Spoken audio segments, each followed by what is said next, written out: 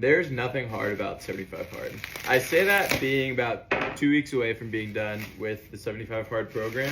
And one of the biggest shocks to me was that none of the challenges is actually that hard. You work out outside, you work out inside, you drink a gallon of water, you read 10 pages of a book, and that's about it. You follow a diet and you abstain from alcohol, but that's not something you're doing, it's something you're not doing. But what I hear from people all the time is that they don't have enough time for it.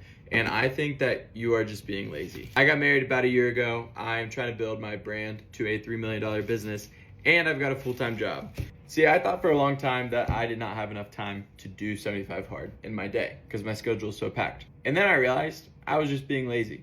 See, I think I've been very historically disciplined, but since I started this brand and it's taken off a ton the last 6 months especially, I convinced myself that this brand and building it was more important than my physical well-being. So what I started to do was I would work a 10, 12-hour day on this stuff, on my real job, and say, I don't have time to go to the gym, don't have time to work out, don't have time to eat healthy, yada, yada. And what happens is that stuff compounds, and then it's 10 days, 2 weeks since the last time you've worked out.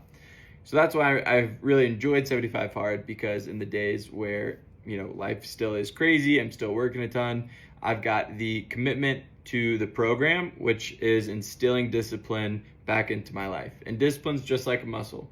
It's nothing special. Nobody's born with it. Nobody just happens upon it. But it's a muscle that you got to build every day. And sometimes, you got to take off breaks so that you're not overworking your muscle. But it's a muscle. And the longer that you go not exercising that muscle, the more it breaks down.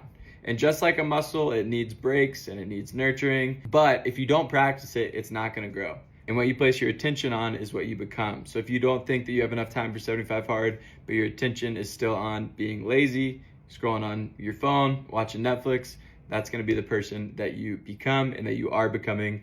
Rather, if you focus on self-betterment, that is going to be what you become. Regardless if it's, what fame looks like on the internet, having $1 million, owning a big business, driving a big car, none of that really matters unless you are proud of yourself. And that's what I think the main goal of 75 Hard is. It's not about getting in this crazy good physical shape. Rather, it's about becoming this version of yourself that you are truly proud of. And you gotta wake up. You got enough time to do it. Put yourself into hard situations.